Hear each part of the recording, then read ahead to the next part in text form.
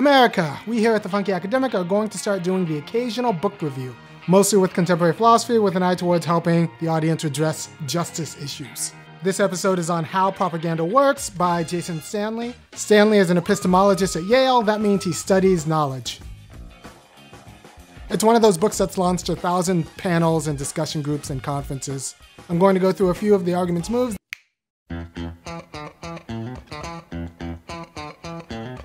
Let's move through the argument. Liberal democracies are characterized by concerns for freedom and equality. Material inequalities cause problems for self-styled liberal democracies. In a liberal democracy, we solve our public problems by deliberating as free and equal citizens. Problems like how much lead is too much lead in the public water supply, how much of our budget should be spent on military defense, versus regulators and auditors for the big banks, versus high school English classes and theater programs. All of these public problems are supposed to be worked out by people coming together as free and equal citizens. So in societies marked by material inequality, it's hard for the privileged social group to do anything that makes sense without legitimizing their privileged status. Even if in conversation they can acknowledge how their privileged status poses a problem for the free and equal conditions of democracy, when they act, their social position holds them into thinking and behaving like they earned it.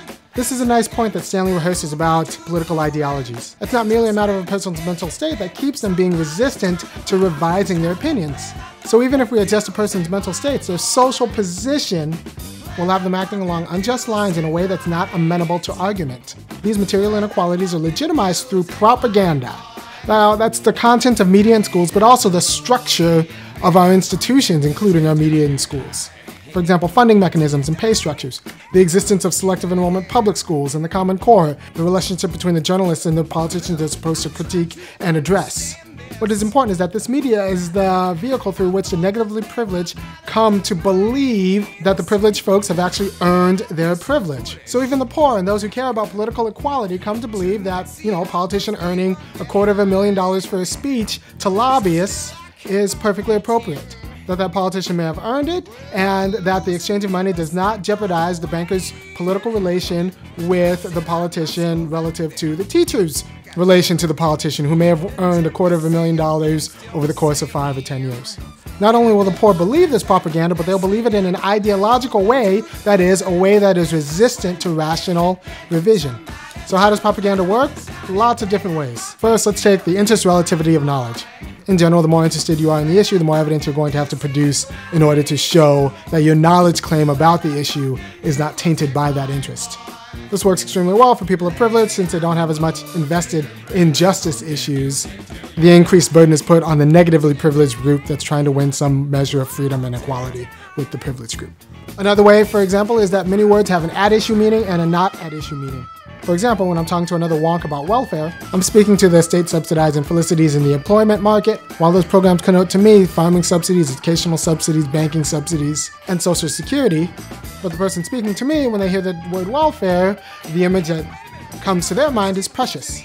But these connotations are not the at-issue meaning of our discussion.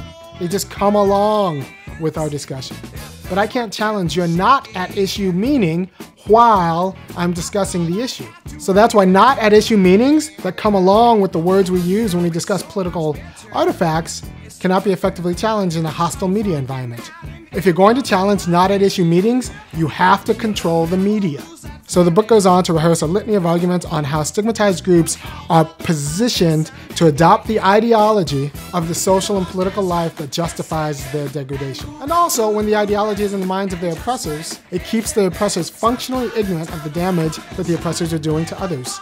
Now, the only way out of the grips of this ideology, which starts with a class of people who enjoy privileged material inequalities, legitimizing their wealth, and shoving that legitimization myth into the hearts and minds of everyone else in society, so that even the systematically degraded people locked out of meaningful participation in our democracy believe that the political and material inequalities are earned and legitimate, and have that fundamental unjust discourse like metastasized throughout society, is a multi-decade struggle to seize control of the media and schools and expose the ideology as a false ideology that unjustly supports distinctions between persons for the benefit of the wealthy and to the degradation of the stigmatized.